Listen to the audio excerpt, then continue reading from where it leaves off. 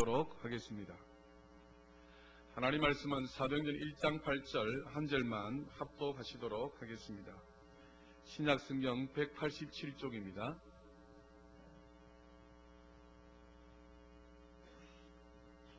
사도행전 1장 8절 같이 합독합니다. 시작. 오직 성령이 너희에게 임하시면 너희가 권능을 받고 예루살렘과 온 유대와 사마리아와 땅끝까지 이르러 내 증인이 되리라 하시니라. 아멘. 저희들은 지난 주일날 부활주일로 하나님을 섬겨드렸습니다. 예수님께서 부활하셨다는 사실은 누구나 다 알고 수없이 들은 내용입니다. 하지만 오늘날 하나님께서 우리에게 원하시는 신앙은 바로 무엇이냐? 부활신앙을 하나님은 원하신다라는 사실입니다. 부활신앙이 여러분 뭐라고 했습니까? 부활신앙은 부활하신 주님을 무슨 일이 있어도 어떤 상황 가운데서도 전파하고자 하는 그런 열망을 가진 그것을 두고 부활신앙이다라고 말씀드렸습니다. 부활신앙은 권능과 관계있다 하셨습니다. 내가 많이 배우고 내가 열심히 있고 열정이 있어서 부활신앙을 가지는 것이 아니라 성령의 능력을 힘입을 때에 그 성령의 능력으로 말미암아 나가서 부활하신 주님을 증거하고 전파할 수 있다라고 말씀드렸죠. 성령의 능력을 힘입게 되어지면 다가오는 어떠한 환경과 어려운 가운데서도 주님의 나라와 영광을 위해서 그렇게 살아갈 수 있다라고 말씀을 드렸습니다. 참 오늘날 우리에게 하나님이 바라시고 있는 것이 무엇일까? 오늘 말씀을 통해서도 서로 은혜를 나누고자 합니다. 오늘 말씀의 배경은 예수님께서 부활하시고 성천하셔서 사도들과 함께 모인 무리들에게 당부하시는 내용이 있습니다. 그 당부하시는 내용이 무엇인가 하니까 4절을 먼저 한번 보실까요? 1장 4절에 보시면 사도와 함께 모이사 그들에게 분부하여 이르시되 예루살렘을 떠나지 말고 내게서 들은 바 아버지께서 약속하신 것을 기다리라 이렇게 당부하셨다라는 사실입니다. 지금 예수님께서 부활하셨습니다. 부활하시고 난 이후에 많은 제자들이 이미도 예수님께서 부활하실 것을 말씀하시고 가르쳤음에도 불구하고 부활하신 주님에 대해서 믿지 않았습니다. 그래서 예수님께서 죽으시고 십자가에 달려 죽으시고 무덤에 들어가시고 난 이후에 많은 제자들이 자기 각기 세상으로 자기의 직업을 따라 본업을 따라 다 가버렸더라는 것입니다. 예수님은 분명히 부활하신다 말씀하셨고 가르치셨음에도 불구하고 그 부활을 믿지 않습니다. 부활하셔서 그들에게 나타나셔서 말씀하십니다. 내가 그다고.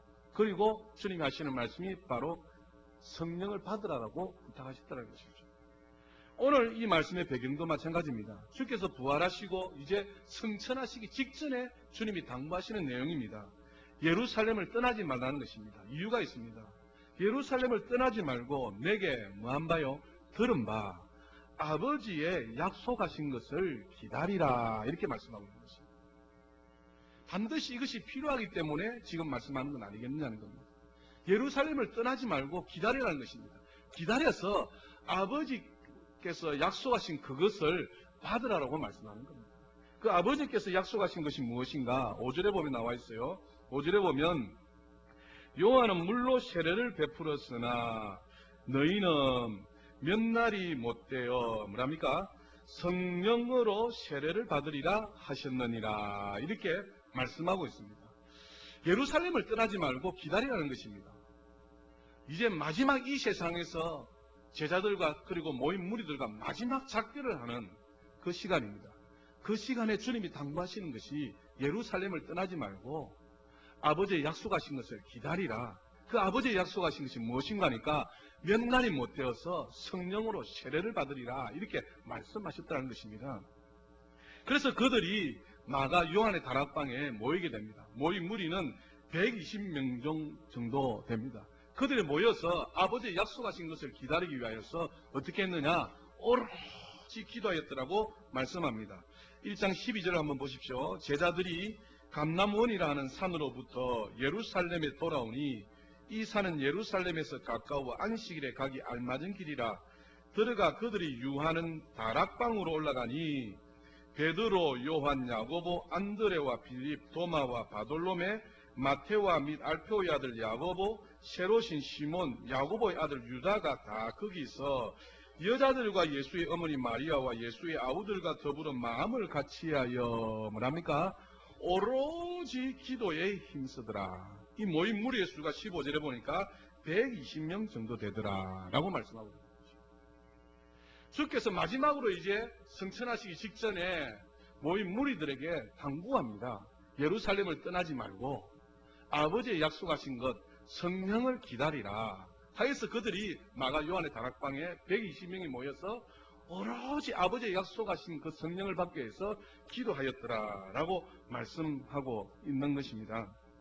사랑하는 여러분, 2014년도 벌써 4월 마지막 주입니다. 우리가 새해를 시작할 때 부푼 꿈과 기대와 또 소망을 가지고 출발하였습니다. 근데 어느새 이제 4월 마지막 주 지나왔는데 한번 돌이켜보면 새해 첫 출발하면서 가졌던 그 기대와 부푼 꿈과 소망이 어느 정도 있는지요. 그 꿈과 기대에 대해서 지금 어떻게 하고 있느냐라는 사실입니다. 왜 사람들이 처음에 가졌던 그 결심을 끝까지 지켜나가지 못하는 줄 아십니까? 또 예수를 믿어서 우리가 구원을 받습니다만 구원을 받은 이후에 성도의 신앙생활이 참 승리하는 삶을 살지 못하고 뿐만 아니라 문제와 어려움을 이기지 못하고 하나님의 놀라운 축복을 누리지 못하는 이유가 무엇인지 아십니까? 바로 그것은 성령의 충만함을 받지 못하기 때문에 그렇다. 우리는 성령의 충만함을 반드시 받아야 될 줄 믿습니다. 오늘 우리 주님이 마지막 이 세상에서 이제 제자들과 모인 무리들과 작별하면서 하는 말이 무엇입니까? 아버지의 약속하신 것을 기다리라. 성령의 세례를 받으라고 말씀하셨다는 것이죠. 그런데 오늘 6절에 보니까 그들이 모여서 하는 말이 무엇입니까? 1장 6절에 그들이 모였을 때에 예수께 여쭈어 이르되 주께서 이스라엘 나라를 회복하시니 이때니까 하니 이렇게 묻고 있습니다. 지금 예수님은 성천하기 직전에 제자들과 모인 무리들에게 당부하는 것이 무엇입니까? 아버지의 약속하신 성령을 받으라. 그라에서 땅끝까지 복음을 전파하라. 부활의 신앙을 가지라. 이것이었습니다. 그런데 이스라엘 백성들은 모인 무리들의 관심은 뭐가 있다고요? 이스라엘 나라를 회복하심이 언제니까 이렇게 묻고 있더라는 것입니다. 다시 말씀드리면 주님의 포커스와 이 백성들의 포커스가 맞지 않다는 것입니다. 주님의 관심은 하늘나라요. 주님의 관심은 복음이 증거되는 것이요. 주님의 관심은 한 영혼이라도 구원받는 것인데 이 모인 무리들의 관심은 주께서 이스라엘 나라를 회복하심이 이때니 가면서 이 땅에 관심을 두고 있더라는 것입니다. 이 땅에 관심에 초점이라는 것입니다. 사랑하는 여러분, 골로새서에서 보면 우리가 그리스도와 함께 다시 살리심을 받았다면 무엇을 바라봐라요? 위의 것을 쳐다봐라요. 왜요? 그 위에 그리스도께서 계시기 때문에 예수 그리스도와 함께 다시 살리심을 받은 믿는 성도라면 위의 것을 바라보며 그렇게 살아가라라고 당부하는 거 아니겠어요? 오늘 예수님께서 성천하시기 직전 하시는 말씀이 우리 예수님의 관심은 땅끝까지 복음이 증거되어서 죽음하는 영혼들이 구원받는 것이라는 것이죠. 그런데 이스라엘 백성들의 모인 무리의 관심은 이스라엘 나라를 회복하시면 어떻습니까? 이 땅에 관심을 두고 있더라는 것입니다. 사랑하는 여러분, 성령 충만함을 받아야 될 이유가 여기 있습니다. 성령 충만한 사람은 이 땅보다는 저 하늘나라에 더 관심을 두고 있습니다. 이 땅보다는 저 천국의 소망을 두고 살아가고 있습니다. 성령 충만한 사람은 나의 삶보다는 주를 위한 삶을 살아가기를 원하신다는 것입니다. 그래서 주께서 성천하시기 직전에 성령의 세례를 받으라고 말씀하셨다는 것입니다. 오늘 우리가 회복되어야 될 것이 있다면 바로 하나님의 성령의 기름 부으심이 우리 가운데 넘쳐나야 될 줄 믿습니다. 그러면 오늘 주께서 우리에게 바라시는 당부하시는 말씀을 따라 성령을 받아서 땅끝까지 증인되기를 주님이 마지막 지상명령을 주셨는데 이 사명을 감당하기 위해서 어떻게 해야 되느냐? 그것을 말씀을 드리기를 원합니다. 8절을 다시 한번 보시면 땅끝까지 증인된 삶을 살기 위해서는 첫 번째로 오직 성령이 너에게 임하시면 이렇게 말씀합니다. 다시 말씀드리면 성령이 충만하여서 땅끝까지 복음을 전하는 사람이 되어야 된다는 겁니다. 우리 삶의 어려운 문제 또 우리 삶의 환경 가운데 참 하나님 주신 복을 누리려면 사랑하는 여러분 성령 충만해야 될 줄 믿습니다. 땅끝까지 복음이 증거되려면 우리 모두가 성령 충만해야 될 줄 믿습니다. 그래서 땅끝까지 증인된 삶을 살기 위해서는 첫 번째 오직 성령이 너희에게 임하시면 이렇게 말씀합니다. 오직 성령이랬습니다. 다른 방법이 없습니다. 우리가 복음 전파하는데 다른 방법이 있는 것이 아니라 오직 성령이 임하시면 가능하다고 말씀하는 것이죠. 스가랴 4장 6절에 하나님께서 스룹바벨에게 말씀하시는 내용이 있습니다. 스룹바벨이 성전을 지으려고 하는데 하나님 하시는 말씀이 이것이에요. 성전을 짓는데 이것은 사람의 힘으로도 되지 않는다. 능으로도 되지 않는다 하시면서 오직 하나님의 뭐요? 신으로 된다고 하는 것입니다. 우리 모두는 하나님의 성전인 것을 믿습니다. 우리 하나님의 성전을 세워가는 것도 무엇으로 가능하다고요? 오직 하나님의 신으로 가능한 줄 믿습니다. 땅끝까지 복음을 전파하는 일도 하나님의 신 성령으로 말미암아 가능한 줄 믿습니다. 우리 앞에 있는 모든 어려운 환경 가운데서도 이것을 극복하고 이기고 하나님 주신 축복을 누리려면 성령 충만해야 될 줄 믿습니다. 그래서 다른 방법이 있는 것이 아니라 오직입니다. 오직. 여러분 부흥되어지는 교회의 공통점은 무엇인지 아십니까? 성령 충만한 것을 볼 수가 있습니다. 성령 충만한 곳에 하나님께서 부흥시켜 주시는 것을 볼 수 있다는 것입니다. 그래서 부흥되는 교회의 공통점은 성령 충만합니다. 성령님을 그 사역의 중심에 모셔놓고 성령 충만을 강조하며 성령 충만을 사모하는 그 교회는 부흥되고 또 부흥되고 또 부흥되는 역사가 있더라는 사실입니다. 사랑하는 여러분, 우리 교회의 부흥을 원하시면 아멘 합시다. 그러면 우리 모두가 성령 충만해야 될 줄 믿습니다. 다른 방법이 없습니다. 오직 성령이 충만해야 된다. 그 성령 충만하기 위해서는 어떻게 해야 된다고요? 오늘 120명이 마가다락에서 모여서 어떻게 했더라고요? 기도했습니다. 오로지 기도했더라. 기도할 때에 하나님의 성령이 임하여지고 하나님의 성령이 임하여서 땅끝까지 주의 복음을 전파하는 놀라운 역사가 있었더라라고 간증하는 것입니다. 그래서 우리 모두도 우리 교회의 부흥을 원하신다면 또 전도하기를 원하신다면 모두가 성령 충만하실 수 있기를 주님의 이름으로 축복합니다.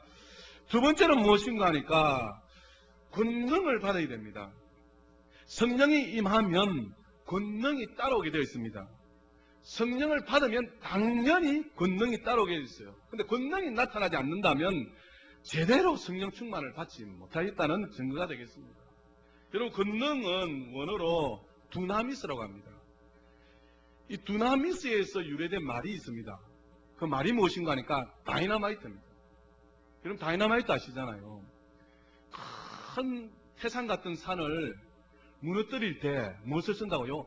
다이너마이트를 씁니다.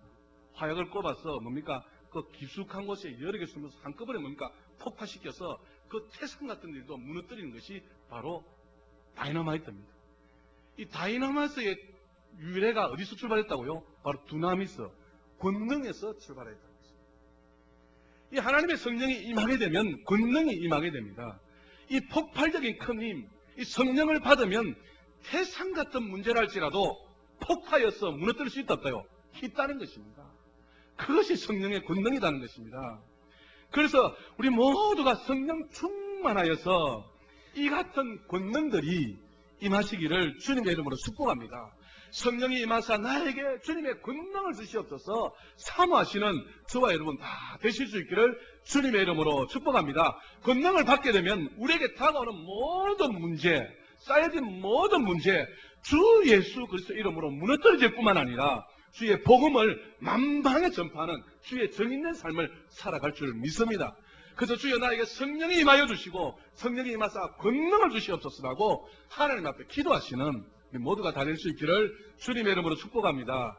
예수님의 일생이 그랬습니다. 사도행전 10장 38절에 보시면 하나님이 나사렛 예수에게 성령과 능력을 기름부터 부어주셨더라. 할렐루야. 우리 예수님의 일생도 하나님의 성령께서 기름부터 부어주셔서 모든 약한 것과 병든 것과 뿐만 아니라 두루다니면서 선한 일을 행하시고 귀신에 눌린 자들조차도 주께서 해결해 주셨더라고 말씀하는 것입니다. 그래서 예수님의 일생은 성령이 임하사 권능을 따라서 복음을 전파하는 귀한 사역을 감당하셨다는 것입니다. 주님의 제자 베드로를 여러분 잘 아시지 않습니까?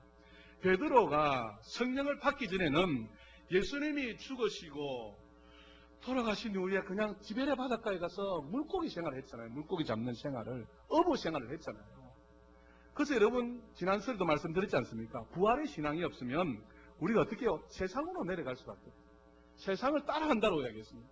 그래서 반드시 부활 신앙을 가져야 되는데 성령 충만해서 땅끝까지 복음을 전하는 사람이 되어야 된다는 것이죠. 베드로가 성령을 받고 난 다음부터는 바뀌어졌습니다. 성령을 받고 나서 복음을 전하니까 한꺼번에 믿는 자의 수가 3,000명이나 회개하고 돌아오는 엄청난 기적의 역사가 있었다는 거 아니겠어요? 대단한 역사입니다. 한꺼번에 3,000명이 돌아온다는 일이 어떻게 가능하겠어요? 성령을 받고 나니까 누가 역사하셨다고요? 성령이 역사하시사 베드로가 주의 복음을 전하니 그 복음을 들은 자들입니다. 돌아오는데 3,000명이나 돌아오는 이런 일들이 있었다는 거죠. 근데 여러분 베드로를 잘 아시지 않습니까? 베드로가 겟세마네 동산에서 주님이 잡히셨을 때에 도망쳤습니다. 멀찌감치 뭡니까? 주님이 고난당하시고 신문당하는 것을 보면서 베드로가 주님을 몇 번이나 부인했습니까? 3번이나 부인하는 그런 베드로였습니다. 그런데 그 베드로가 성령을 받고 나니까 완전히 달라졌다는 것입니다. 완전히 변화되었다는 것입니다. 새 사람이 되었다는 것입니다. 권능을 받았다는 것입니다. 그래서 나가서 복음을 전할 때 3,000명이나 돌아오는 놀라운 회개의 역사가 있었더라라고 성경은 말씀하고 있는 것입니다. 그리고 그가 성령을 받고 나는데 복음을 전하면서도 닥쳐오는 어려움, 고난, 때로는 매를 받고 때로는 붙잡혀서 감옥에 가는 그런 괴로움이 있다 할지라도 그것을 구차히 여기고 마다하지 아니하고 죽을지언정 내가 복음을 전하겠다 해서 복음을 전한 자가 누구였더라고요? 베드로였더라. 사도행전 한번 찾아가 보실까요? 5장을 한번 보십시오. 사도행전 5장을 보시면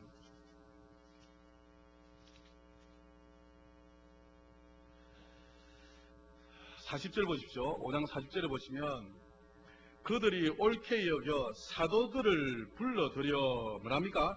채찍질하며 예수의 이름으로 말하는 것을 금하고 놓으니 사도들은 그 이름을 위하여 능욕받는 일에 합당한 자로 여기심을 뭐했다요? 기뻐하면서 공회 앞에서 떠나더라. 이렇게 말씀하고 있습니다. 베드로가 사도들이 성령을 받고 나니 완전히 바뀌어졌어요. 그전에는 세상길로 내려갔습니다만 성령을 받고 난 데는 완전히 새 사람이 되어서 복음을 전파하면서 죽기를 각오하고 복음을 전파했습니다. 그러면서도 뭡니까? 다가오는 매맞음, 감옥에 갇혀지는 일, 그런 일이 있할지라도 오히려 그것을 뭐했다요? 기뻐하면서까지 복음을 전하는 자가 되었더라라고 말씀하는 것입니다. 주님을 증거하다가 매를 맞는 것을 오히려 뭐했다요? 기뻐했더라는 것입니다. 예수님은 십자가에 달려서 온몸을 지켜서 피 흘려 돌아가셨습니다. 내 매 맞는 것쯤이 하면서 뭡니까? 그들이 죽기를 각오하고 복음을 전파하면서 그렇게 살아갔더라라고 말씀하는 겁니다. 그래서 성령이 임하게 되면 반드시 권능이 따라오게 되겠고 이 권능을 받은 자는 어떤 환난이 다가오도 문제가 있다 할지라도 하나님이 이기시는 힘을 공급해 주셔서 은혜 가운데 복음을 전파하는 놀라운 일들을 경험할 수 있다는 것이죠.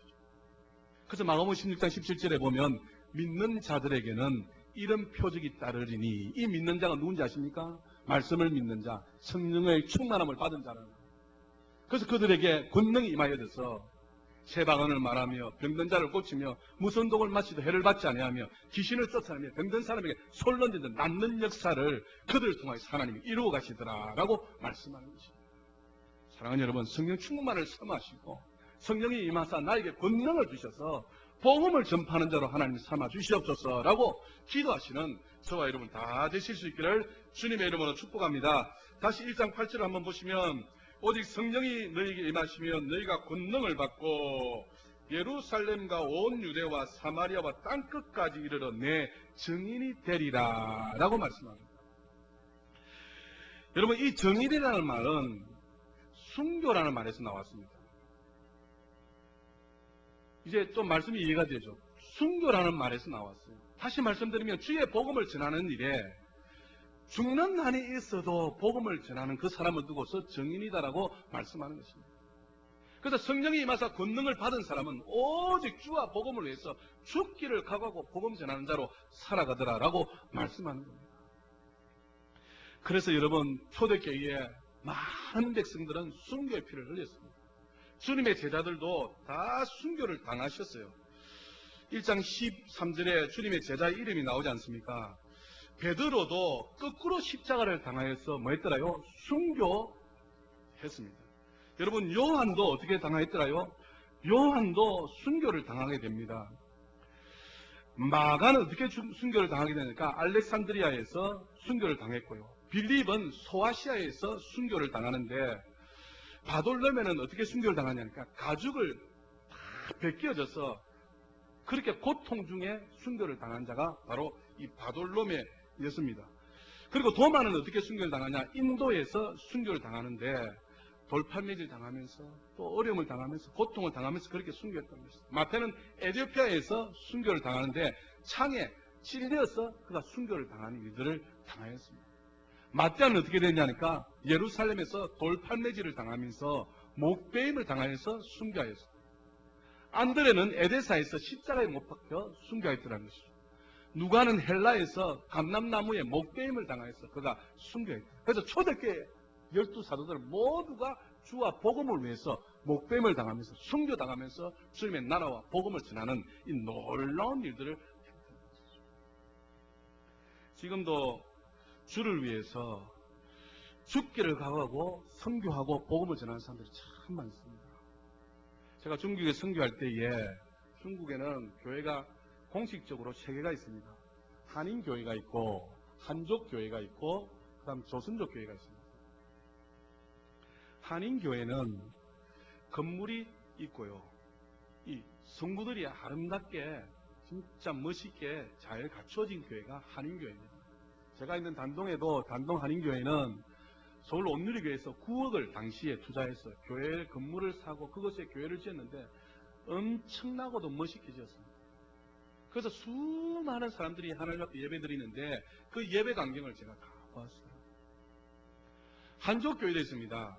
한족교회에 예배 드리는데 여러분, 한족은 여러분 잘 아시잖아요. 우리보다 조금 낙후되었으니까 좀 못 살고 못 입고 못 먹으니까 좀 가난하니까 또 씻지도 않으니까 옆에 가면 냄새도 나고 좀 환경이 안 좋죠. 하지만은 그들이 주일날 예배 드리는데요, 어마어마하게 모입니다. 주일날 예배 드리는데 한족교회는 지정이 되어 있습니다. 지정이 되어 있는 그곳에 모이는데 거리를 초월해서요, 시간을 초월해서 예배 드립니다. 그런데 그 예배 현장에도 수많은 사람들이 모이니까 한꺼번에 이렇게 오픈된 곳이 있지 않습니까? 여러 개 별관이 있고 다른 곳이 2층이 있고 기둥이 있고 이랬는데 이 목사가 보이는 강대상이 보여지는 그곳에 들어가려면 오전 11시 예배 드리면요, 오후 6시부터 예배장에 들어가야 됩니다. 그런데요, 6시부터 본당 예배당에 강대상이 보이는 곳에 들어가는데 줄을 서서 들어갑니다. 조금 늦으면 그곳에 들어가지도 못합니다. 그곳에 들어가기 위해서 강대상이 보이는 곳에서 예배 드리기 위해서 6시부터 줄을 서서 들어가는데 예배 시간에도요, 1시간이 아닙니다. 예배 시간이 얼마나 긴 줄 모릅니다. 그런데 한족들이 예배 드리는데 얼마나 정성을 다해서 예배 드리는지 모릅니다. 눈물 콧물 들이면서요, 한 번 예배에요 생명 바쳐가면서 드립니다. 제가 깜짝 놀랐습니다. 그래서 앞으로 중국에 비전이 있다, 소망이 있다, 이런 생각을 많이 가졌답니다. 한인교회에서 드리는 예배 현장, 한족교회에서 예배 드리는 현장 완전히 틀렸어요. 그 조선족 교회를 가면 또 알 수 있습니다. 조선족 교회 하면 환경이 열악합니다. 뭐 의자도 없고 피아노도 없고 예배 드리는데 모든 환경들이 열악합니다. 바닥에 바로 무릎 꿇고 예배 드리고 그렇죠. 열악한데 그래도 그 조선족 교회는 또 어떻게 해요? 한국에서 많은 지원을 받아서 한족 교회보다는 좀 덜 하다는 것을 제가 느꼈다는 거죠. 제가 이것을 보면서 이야, 진짜 그렇구나. 진짜 그렇구나. 우리 한국 교회도 지금 마찬가지입니다. 사랑하는 여러분. 지금 예배드리는 환경이 어렵고 통제를 받고 힘들고 핍박이 있는 만큼 하나님 앞에 어떻게 해요? 그렇게 정성을 다해서 하나님 앞에 예배드리며 신령과 진정으로 하나님을 찾는 모습들이 있습니다. 그런데 물질이 풍부하고 평안하고 안일하고 안락한 곳에는 하나님 앞에 예배드림이 정성이 없어요. 오늘날 우리의 형편도 똑같습니다. 여러분, 지금도 북한에서는 지하교회에서 예배드리며 죽기를 각오하고 하나님 앞에 예배드리는 사람이 참 많습니다. 참 많습니다. 제가 예전 성경에 511장 부르면 가슴이 떨린다고 말씀드렸잖아요. 가슴이 떨리는 이유가 무엇인가 하니까 이런 간증을 제가 들었거든요. 그들 지하에서 예배를 드리다가 잡힌 거예요. 잡혀서 지상으로 올라와서 그들에게 마지막 신문을 합니다. 네가 예수를 부인하면 살 것이요, 예수 믿으면 너는 죽을 것이다. 지금. 근데 그 죽이는데 어떻게 죽이느냐 하니까, 여러분 아스팔트에 아스콘을 뿌리고 그 위에 프레스 앞잡기로 이렇게 막 큰 기계가 돌아가면서 아스콘을 막 누르잖아요. 그 기계를 앞에 딱 대어놓고 네가 예수를 믿으면 이 앞잡기가 너를 누를 것이고 예수를 안 믿으면 살려줄게 했다는 것이죠. 근데 잡혀온 믿는 자들이 어떻게 했는지 아십니까? 511장 내 구주 예수를 부르면서요, 나는 죽어도 좋으니까 예수를 부인할 수 없다 해서 그들이 죽어갔는데 발에서부터 아스콘 그 기계가 올라가는데 여러분 그 고통 생각해 보십시오. 제가 그 이야기를 들으면서 가슴이 떨리고 그 찬송 부를 때마다 그것이 생각나는 거죠. 지금도 주를 위해서 죽는 사람이 참 많습니다. 북한에서 잡혀오면요, 교도소 가잖아요. 형무소 가잖아요. 제가 신대원 다닐 때는 북한 소식을 참 많이 들었는데 선교하다가 잡히면 어떻게 된다고요? 그냥 용광로 물을 뭡니까? 사람에게 던져가지고 쓰레기 취급해서 버린다는 거죠. 그러면서도 주를 어떻게 해요? 부인하지 않고 주의 복음을 전하면서 살아가는 사람이 참 많다. 여러분, 오늘날 주를 위해서 죽고자 하는 데가 참 많습니다. 선교사들이 왜 선교사라고 합니까? 문화가 다르고 언어가 다르고 풍습이 다르고 물이 다른 그곳에 참 열악한 그 환경에 뭐하러 간다고요? 주의 복음 전하기 위해서 자신의 몸을 던지는 것입니다. 그래서 귀한 것입니다. 귀한 것입니다. 그래서 우리가 선교사들을 위해서 기도해드려야 될 줄 믿습니다. 그런데 지금 선교사들이 하는 말씀이 무엇인지 아십니까? 지금 도리어 선교를 받아야 할 곳이 한국교회다 이야기합니다. 그만큼 한국교회가 부패했다는 겁니다. 한국교회가 세속화되었다는 것입니다. 예수를 위해서 사는 것이 아니라, 주와 복음을 위해서 사는 것이 아니라 주님이 나를 위해서 살아주기를 바라고 주님이 나의 도움이 되기를 바라고 수격이 전도되어져서 주님이 나의 필요를 채워주는 도구로 생각하고 있다는 것이죠. 주와 복음을 위해서 죽기를 각오하고 그렇게 신앙생활하는 사람이 없다는 겁니다. 그래서 밖에 나가 있는 선교사들은 한국이 지금 선교를 받아야 된다. 여러분, 다른 말씀드려볼까요? 지금 선교를 받아야 될 사람이 바로 우리다는 겁니다. 내 자신이다는 겁니다. 선교지가 다른 곳이 아니라 여러분 마음이다는 겁니다. 우리의 마음이 선교지다는 것입니다. 우리가 주 예수를 믿어 하나님의 자녀가 되어져서 하나님의 은혜로 살아갑니다만 지금 우리 자신들이 어떻게 신앙생활을 하고 있냐는 겁니다. 주와 복음을 위해서 삽니까? 주를 위해서 죽고자 합니까? 아니라는 것입니다. 그래서 선교사들이 이야기하는 것이 무엇입니까? 지금 한국교회가 선교를 받아야 된다. 우리 한국 성도들이 다시 회개하고 돌아와야 된다. 회복되어져야 된다라고 부르짖고 있다는 것입니다. 여러분, 이번에 세월의 사건을 보십시오. 정치적으로 얼마나 문제가 많습니까? 그렇게 발을 동동 구는 사람 앞에서 어떻게 해결할 방법이 없고 창구는 하나가 되지 못하고 일어나 되지 못하고 이렇게도 저렇게도 얼마나 여러분 참 공무원들이 무능한 걸 우리가 보고 있지 않습니까? 이것은 사랑하는 여러분, 한국 교회를 향한 하나님의 메시지인 줄 믿습니다. 방금 전 우리 장로님이 기도하셨던 것처럼 우리 예수 믿는 자들이 다시 한번 회복되어져야 되고 깨어져야 되고, 우리 예수 믿는 자들이 내 마음이, 내 몸이 성교지라는 것을 깨달아서 다시 한번 주님 앞에 회복되어져야 될 사람들이 바로 우리 자신들이라는 것입니다. 그래서 한국교회가 다시 일어나야 됩니다. 다시 회복되어져야 됩니다. 아니, 우리 자신들이 다시 회개하고 회복되어져야 하고 일어나야 된다는 것입니다. 주의 말씀 가운데 자복하고 회개하고 통회하고, 내 믿음의 현주소가 어디 있으면 내 신앙이 어디 있는가를 돌아봐서 주님 앞에 다시 한번 돌아가야 된다는 것입니다. 성경에 말하는 전도는 두 가지입니다. 예수 안 믿는 사람에게 도를 전하는 것도 전도입니다.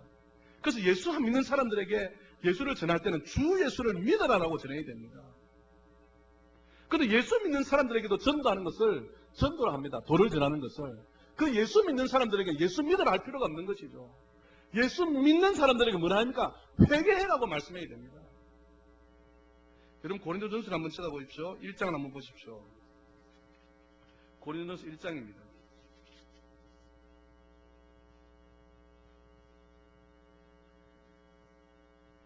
고린도전서 1장 21절 보십시오. 고린도전서 1장 27절에 보면 하나님의 지혜에 있어서는 이 세상이 자기 지혜로 하나님을 알지 못함으로, 그 다음 읽읍시다. 시작. 하나님께서 전도에 미련한 것으로 믿는 자들을 구원하시기를 기뻐하셨도다. 이런 말씀 보십시오. 전도는 예수 안 믿는 사람에게 해야 되잖아요. 그 성경을 이야기합니다. 하나님께서 뭐에? 전도에 미련한 것으로 누구를 해? 믿는 자들을 구원하는다. 그래서 성경은 전도를 두 개로 이야기합니다. 예수 안 믿는 사람에게 도를 전하는 것도 전도입니다. 그래서 주 예수를 믿게 해야 된다는 것이죠. 주 예수를 믿은 사람들에게도 도를 전하여서 진짜 믿는 사람으로, 하나님 말씀 앞에 순종하는 사람으로, 이 시대를 깨우는 사람으로, 시대를 분별하는 사람으로, 영혼을 구원하는 또 다른 믿는 사람으로 세워져야 된다는 것이죠. 지금 저와 여러분은 주 예수를 믿으라라고 이야기해야 될 것이 아니고, 하나님의 도를 듣고 회개하고 돌이키고 깨닫고 주 앞으로 돌아와야 그것이 참으로 믿는 자인 줄 믿습니다. 그런데 피리를 불도 춤도 추지 아니하고 슬픈 일이 있어도 애곡하지 않습니다. 제가 금년에 말씀드렸잖아요. 지금 우리 한국의 세월호 사건 동안 전 세계가 이목이 집중이 되어 있습니다. 지금 우리가 당한 일을 두고서 우리 자신 스스로 우리 스스로를 생각해 볼 때에 내가 피부로 그렇게 느껴지지 않습니다. 지금 수십만 명이 지금 뭡니까? 줄을 갖춰서 열을 갖추고 뭡니까? 조문을 하고 있는데 실제적으로 내가 얼마나 느끼고 있습니까, 여러분? 근데 선교사들 하는 말씀이 무엇인지 아십니까?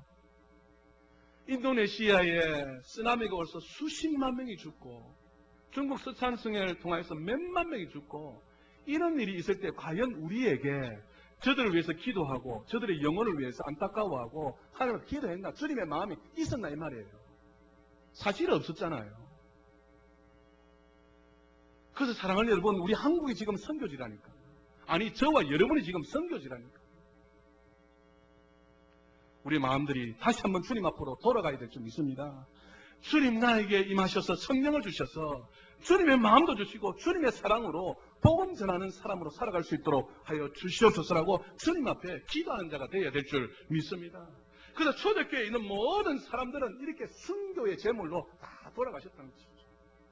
한국교회 최초의 선교사가 누굽니까? 토마스 선교사입니다. 그가 순교로 다 돌아가셨습니다. 대동강변에 내리자마자 뭡니까? 박충근을 인해서 창에 찔려서 죽게 되어지고, 그가 가슴에 품었던 성경책을 박충근 씨에게 주어서 이 박충근 씨가 어떻게 됐다고요? 예수를 믿게 되었고, 그의 동생도 예수를 믿게 되는 놀라운 일들이 있었는데, 그를 통해서 뭡니까? 한국교회 순교 피로 말미암아서 수많은 죽은 자를 통해서 지금 우리 대한민국에 믿는 자의 수가 이렇게 부흥되어 있잖아요. 그래서 평양이 한때는 동방의 예루살렘으로 지켜졌습니다. 세계사에서도, 세계교회 역사에서도 어떻게 해요? 평양의 대부흥운동은 기록이 되어져 있습니다.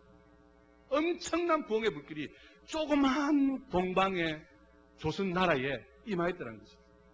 그때 토마스 선교사가 들어와서 순교의 피를 제물로 죽었는데, 여러분 들은 이야기지만 신기한 일이 있습니다. 평양에 이 토마스 선교사가 죽은 그 거리에 그 이름이 명칭이 뭐냐니까 선교강 안거리로 되어 있다. 토마스 선교사가 죽은 그 거리 이름이 선교강 안거리, 그렇게 기록이 되어 있다. 지금 그렇게 쓴대요. 그리고 그 지역을 성산구의 창구 하듯이 그 지역을 선교구로 정했다. 신기하잖아요. 그런데 선교라는 말도 무슨 말인지도 모릅니다. 그런데 토마스 선교사가 죽은 그 지역이 선교강 안거리로, 그리고 그 지역을 선교구로 만들었다는 것이죠. 우리 대한민국에 선교구가 있습니까? 없습니다. 그래서 토마스 선교사 동화에서 이 땅에 선교의 제물로 말하면 한국교회에 부흥이 일어났는데 1907년도에 평양에 대부흥이 있었잖아요. 평양의 지하철 이름이요, 여러분, 부흥역이 있답니다. 1907년도 평양 대부흥 운동을 기념하여서 평양에서 지하철이 시작하게 되는데 그 지하철 이름을 무슨 역이라고요? 부흥역이랍니다.